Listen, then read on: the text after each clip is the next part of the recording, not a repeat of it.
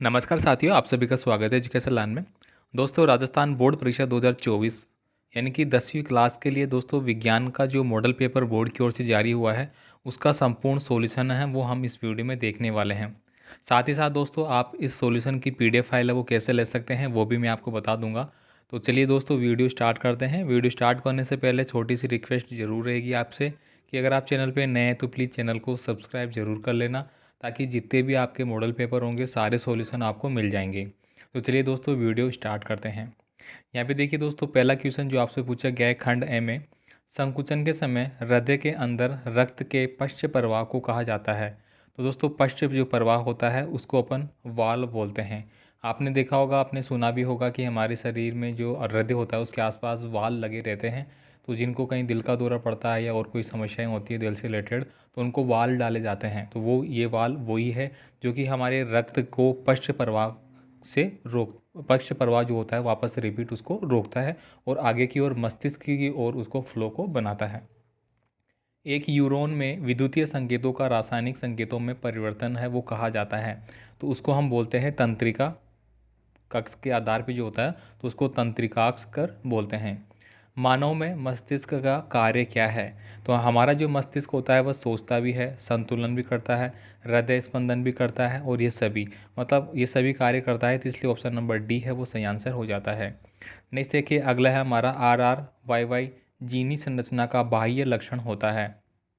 तो ये होता है हमारा गोल और पीला। आपतन कोण आई का मान होता है। तो आपतन कोण जो होता है उसका परावर्तन कोण के समान ही होता है। तो ऑप्शन नंबर बी सही आंसर रहेगा। बाह्य आघातों से आँख की सुरक्षा करता है। तो बाहर से अगर कोई हमारी आँख में कुछ लगने की संभावना रहती है तो उससे जो सुरक्षा होती है वो किसके द्वारा होती है? श्वेत पटल। आपने देखा होगा कि आपके आँखों की जो पुतली है उसके आसपास का जो आवरण है वो श्वेत यानी कि सफ़ेद कलर का रहता है, और वो क्या करता है? आँख की सुरक्षा के लिए कार्य करता है। नेक्स्ट देखिए, यहाँ पे किसी परिपथ में एक कूलाम आवेश को प्रवाहित करने में 1 जूल कार्य करना पड़ता है। तो दो बिंदुओं के बीच का जो विभवांतर है वो कितना होगा? तो वो भी हमारा 1 वोल्ट ही कहलाएगा। नेक्स्ट देखिए, यहाँ पे अगला क्वेश्चन है, चालक तार का प्रतिरोध निम्न में से किस पर निर्भर नहीं करता है? तो दोस्तों, चालक की लंबाई पे, जिसको अपन एल से रिप्रेजेंट करता है, उस पर वो निर्भर करता है। अनुप्रस्थ काट का क्षेत्रफल, जिसको ए से रिप्रेजेंट करते हैं, तो दोनों से करता है। अब ये कह रहा है कि नहीं करता है, तो इनमें से कोई नहीं, ऐसा कोई ऑप्शन ही नहीं है जिसपे वो नहीं करता हो। वातावरण में लोहे के ऊपर भूरी परत चढ़ने की जो प्रक्रिया है वो कहलाती है, उसको अपन बोलते हैं संक्षारण। यानी कि कोई भी जो लोहा है उस पर भूरी परत चढ़ जाती है, उस पर जर लग जाती है, सिंपल भाषा में हम बोले तो उसको अपन संक्षारण होना बोलते हैं। नेक्स्ट देखिए, यहाँ पे एक समीकरण आपको दिया गया है। जो उपरोक्त अभिक्रिया में यौगिक ए है वो क्या है? तो यहाँ पे ए जो पूछा गया है आपको, यहाँ पे जो आएगा, ठीक है, तो वो क्या आएगा? यहाँ पे ये वाला आएगा 2CH3COONH। ठीक है, तो ये आपको यहाँ पे भरना है। देखिए, धातुएं संयोजकता कोष से इलेक्ट्रॉन त्याग कर किसका निर्माण करती है? तो धातुएं जो होती है संयोजकता कोष से इलेक्ट्रॉन, तो इलेक्ट्रॉनों को वो त्यागेगी। जहाँ की अगर इस प्रकाश में बात करें तो इलेक्ट्रॉनों को वो त्याग रही है, तो वो क्या कर रही है? धनायन बना रही है। यहाँ पे क्या होगा? यहाँ से मान लीजिए कि यहाँ पे आपके इलेक्ट्रॉन थे, अब वो यहाँ पे आ गया, तो यहाँ पे क्या हो गया? होल बन गया। और होल जो है वो किसका कार्य करेगा? धनायन का कार्य करेगा। और इलेक्ट्रॉन किसका कार्य करेगा? ऋण आयन का कार्य करेगा। ये आप सभी जानते हैं। O3 किसका रासायनिक प्रतीक है? तो O3 दोस्तों ओजोन का प्रतीक है, तो यहाँ पे ओजोन आपको पढ़ना होगा। देखिए, दांतों का दंतशय पीएच का मान कितना होने पर शुरू होता है? तो यहाँ पे यानी कि दांत जो हमारा खराब होना शुरू हो जाते हैं, कितना पीएच मान उसका हो जाता है जब ये की प्रक्रिया होती है? तो 5.5 से अगर कम होता है, होने लग जाता है, तो हमारे दांत है वो खराब होना शुरू हो जाते हैं, दांत हैं वो गलने शुरू हो जाते हैं। यहाँ पे देखिए, पुष्प में नर जनन भाग का नाम क्या होता है? तो देखिए, पुष्प में नर जनन, पुष्प की बात करी गई है, फूल की बात करी गई है, ध्यान रखना, मानव की बात नहीं है यहाँ पे, कहीं आप कंफ्यूज हो जाए। तो उसको अपन बोलते हैं अंडाशय। विद्युत चुंबक बनाया जाता है, तो विद्युत चुंबक है दोस्तों वह नरम लोहे की सहायता से बनाते हैं, तो यहाँ पे ये आपको भरना है। तो दोस्तों, आपको हमारा यूट्यूब तो आप देख ही पा रहे होंगे, आपको हमारा ऐप भी मिल जाएगा, ठीक है, कुछ दिनों में, जहाँ से आप संपूर्ण जो भी आपके कक्षा 10वीं के मॉडल पेपर होंगे, टेस्ट सीरीज होंगे, या जो भी चीज़ें होंगी, आपकी जो बोर्ड की कॉपियाँ होती है विद्यार्थियों के द्वारा लिखी जाती है, टॉप विद्यार्थियों की, वो सब आपको हमारे ऐप के माध्यम से मिल जाएगी। बाकी आपका कोई भी कमेंट हो, कोई भी इन्फॉर्मेशन के लिए आप हमें इस व्हाट्सअप नंबर पर मैसेज कर सकते हैं। यहाँ पे देखिए अगला जो आपका रिक्त स्थानों की पूर्ति आपको करनी है। लार में पाए जाने वाला एंजाइम को लार्य एमाइलेज कहते हैं। तो यहाँ पे हमें पढ़ना था एमाइलेज। प्रकृति में सबसे अधिक क्रियाशील तत्व कौन सा है? तो वो होता है हमारा पोटेशियम। ठीक है। नेक्स्ट देखिए यहाँ पे अगला क्वेश्चन है हमारा, मादा में अंडाशय की जो संख्या है वो होती है, तो एक जोड़ी अंडाशय की संख्या होती है। ठीक है, अभी मैं मादा जनन तंत्र का भाग भी आएगा एक, उसमें बता दूंगा। ठीक है, तो एक इस मतलब एक तो हम बोलेंगे राइट साइड में और एक हमारा लेफ्ट साइड में, दोनों में अंडा होते हैं तो उनको अपन एक जोड़ी अंडा बोलते हैं। आपने देखा होगा कि कई बार जुड़वा बच्चे होते हैं तो इसी कारण होते हैं, लेफ्ट साइड का एक और राइट साइड का एक दोनों आ जाते हैं, और तब जाके क्या होता है, पुरुष का जो शुक्राणु होता है उससे वो निषेचन कर लेते हैं, तो दोनों क्या हो जाते हैं, दोनों में बच्चे का निर्माण शुरू हो जाता है दोनों से, इसलिए डबल बच्चे पैदा हो जाते हैं, जुड़वा हो जाते हैं। अगर एक ही एग आएगा तो एक बच्चा होगा और दोनों आ गए तो जुड़वा होगा। यहाँ पे देखिए अगला जो है, नल के जल का पीएच मान है वो 6.5 से लेके 8.5 के बीच में होता है। जल का परिवर्तनांक है वो 1.1.33 तक होता है। ठीक है। नेक्स्ट देखिए यहाँ पे अगला है, वोल्टमीटर को सदैव परिपथ में संयोजित किया जाता है। तो वोल्टमीटर जो होता है साथियों, उसको हमेशा मान लीजिए कि यहाँ पे मैं कुछ जोड़ रहा हूँ, अब मुझे वोल्टमीटर लगाना है तो मैं वोल्टमीटर यहाँ पे लगाऊंगा। ठीक है, यहाँ पे मान लीजिए कि मैंने आर जोड़ दिया। ठीक है, ये मैंने वोल्टमीटर लगाया और यहाँ पे मैंने क्या लगा दिया, परिपथ का पूरा लगा दिया। तो हमेशा इसको किस में लगाते हैं, पैरेलल में लगाते हैं, समांतर में लगाते हैं, कभी भी सीरीज़ में नहीं लगाते हैं। सीरीज़ में हम एमीटर लगाते हैं। ठीक है। नेक्स्ट देखिए यहाँ पे अगला है, सभी हरे पौधे एवं नील हरित शैवाल जिनमें प्रकाश संश्लेषण की क्षमता पाई जाती है उसको अपन क्या बोलते हैं, पोषक बोलते हैं भाई। अब देखिए अति लघुतात्मक जो प्रश्न पूछे गए थे, दही में उपस्थित अम्ल का रासायनिक नाम क्या होगा? तो वो हो जाएगा लैक्टिक अम्ल। निम्नलिखित तत्वों के युग्मों के संयोजन से बनने वाले स्तर द्विधारी यौगिकों के सूत्र है वो आपको लिखने हैं। तो यहाँ पे Mg और Cl2 यानी मैग्नीशियम क्लोराइड का दिया गया है, जो कि आपका इस प्रकार से बन जाएगा। यहाँ पे देखिए हीरा विद्युत का चालन नहीं करता है, क्यों? तो देखिए यहाँ पे हीरा कार्बन का अपरूप है। कार्बन इलेक्ट्रॉन की साझेदारी करके संयोजी आबंध है वो बनाता है। चूँकि इलेक्ट्रॉन बांधित अवस्था में होते हैं इसलिए कार्बन के अधिकांश यौगिक विद्युत के कुचालक होते हैं। अब देखिए यहाँ पे स्पष्ट कर दिया है कि क्या कारण होता है। बाकी जो हीरा है वो कार्बन का सबसे कठोरतम रूप भी होता है। क्या होता है? कठोरतम रूप कहलाता है। कार्बन का परमाणु क्रमांक है वो कितना है? तो सी का C6 होता है, ये आपको बताई है। तंत्रिका तंत्र की रचनात्मक एवं क्रियात्मक इकाई क्या है? तो वो हो जाती है हमारी तंत्रिका कोशिका, जिसको अपन क्या बोलते हैं भाई? न्यूरॉन बोलते हैं। ठीक है।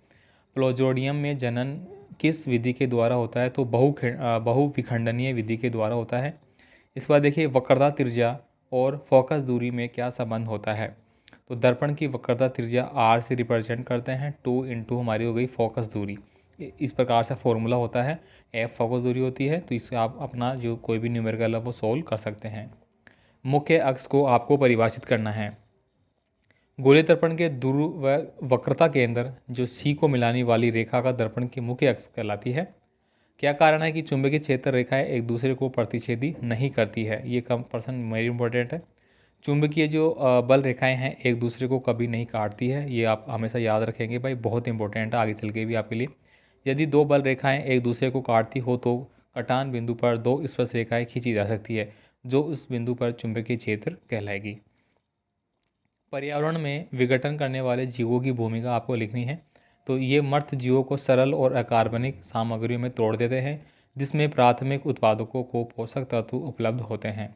तो ये हो गया हमारे छोटे प्रश्न। इसके बाद आते हैं हमारे बड़े प्रश्न। तो यहाँ पे खंड ब आपको दिया गया है, जिसकी उत्तर सीमा आपको 50 शब्दों में लिखनी है। तो ये बाकी प्रश्न आप यहाँ पे देख सकते हैं इनको, बाकी स्क्रीनशॉट लेना चाहे तो स्क्रीनशॉट भी ले सकते हैं। बाकी पूरी PDF फाइल है साथियों, वो आपको हमारे ऐप के माध्यम से मिल जाएगी पूरी, ऐसे कैसे आप उसको डाउनलोड कर सकते हैं, देख सकते हैं, और आप ऐप में भी देख सकते हैं आप आराम से, वहाँ से भी आप इसको स्क्रीनशॉट ले सकते हैं। तो ये सारे प्रश्न आपको देख लेना है, ये यहाँ पे बता देता हूँ। सामान्य वृद्धि और लैंगिक परिपक्वता का एक दूसरे से किस प्रकार से भिन्न होते हैं? तो इसका भी आंसर आपको यहाँ पे मिल जाता है।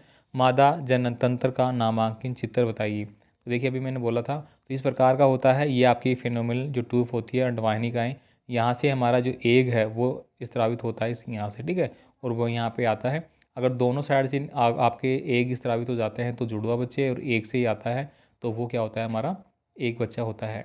आपने कई बार सुना होगा कि महिलाओं की अगर अपन बोलते हैं कि ट्यूब, आपने ट्यूब सुना होगा, ठीक है, ट्यूब बंद है, तो ट्यूब बंद का मतलब यही होता है कि यहाँ पे जो ये नलिकाएं ये आ रही है, नलिका आ रही है, इनमें अवरोध हो जाता है, ये बंद हो जाती है किसी कारण। इसलिए जब भी निषेचन की क्रिया होती है उसके दौरान जो पुरुष हार्मोन्स, पुरुष का जो शुक्राणु होता है वो अंडे तक नहीं पहुँच पाता, ठीक है, और बच्चा नहीं बन पाता है। तो ये कारण होते हैं, ठीक है। तो ये मैं थोड़ा सा समझा दिया आपको, बाकी इनको आप पढ़ लेना भाई, इंपॉर्टेंट है। अब देखिए यहाँ पे जब प्रकाश की किरणें तिरछी आपतन के साथ प्रवेश करती है तो उनका मार्ग दर्शाते हुए एक किरण आपको आरेख बनाना है। अब यहाँ पे देखिए ये बनाया गया है, तो इस प्रकार से आपको एग्जाम में बनाना पड़ेगा। यहाँ पे देखिए उत्तल दर्पण द्वारा बने प्रतिबिंबों की स्थितियाँ क्या होती है, तो ये आपको यहाँ पे देखनी है। तो ये सारे आपको मिल जाएंगे। बस आपसे रिक्वेस्ट है चैनल को सब्सक्राइब कर लेना, और 10th क्लास के लिए और आपका कोई भी कमेंट हो तो आप हमें कमेंट भी कर सकते हैं जो नंबर आपको दे रखा है। अब देखिए अभी चुंबकीय क्षेत्र रेखाओं के गुण बताने होंगे, ये प्रश्न आपके लिए वेरी वेरी इंपॉर्टेंट हो जाता है। आगे देखिए हमें लघुपतन से आप क्या समझते हैं, लघुपतन क्या कारण होता है, ठीक है, इसका भी आपको यहाँ पे मिल जाता है। तो ये सारे जो बड़े प्रश्न हैं उनका आंसर आप पे मिल जाता है। मैं स्लाइड करके बता देता हूँ आपको एक बार। यहाँ पे देखिए पादप हार्मोन से आप क्या समझते हैं, पादप हार्मोन हो गया, मानव में अग्र मस्तिष्क क्या हो गया, ठीक है, इनके बारे में हो गया। मेंडल के द्वितीय संकरण, दोस्तों ये प्रश्न आपका लगभग, दोस्तों अगर मैं बात करूँ यहाँ पे 80% ये प्रश्न बोर्ड परीक्षाओं में आया हुआ है, क्योंकि मुझे याद है कि जब मैं 10th में पढ़ता था तब मेरे भी ये आया था, इसलिए मुझे तो थोड़ा याद ही है। अब देखिए यहाँ पे ये आप देख सकते हैं यहाँ पे, ठीक है। और इसके बाद देखिए मेंडल का जो होता है आपका, ठीक है, मेंडल ने किसके ऊपर प्रयोग किया था, प्रतिपादित पृथक्करण का नियम क्या होता है, ये सारे आपको देख लेने हैं, ठीक है। यहाँ पे देखिए पूरी संरचना के साथ में, डायग्राम के साथ में अच्छे से समझाया गया है। अब यहाँ पे स्वच्छ आकाश का रंग नीला क्यों दिखाई देता है, जनरल क्वेश्चन है और इम्पोर्टेंट क्वेश्चन है आपका, ठीक है। हमें वर्षा के बाद आकाश में इंद्रधनुष क्यों दिखाई देता है, मतलब जो 7 कलर इस प्रकार से दिखाई देते हैं वो प्रकाश का जो अपवर्तन नियम वगैरह जो होते हैं उसके हिसाब से होते हैं, देख लेना। इसके बाद देखिए यहाँ पे टिंडल प्रभाव क्या होता है, तारे टिमटिमाते क्यों दिखते हैं, वेरी वेरी इंपॉर्टेंट है दोनों पर्सन।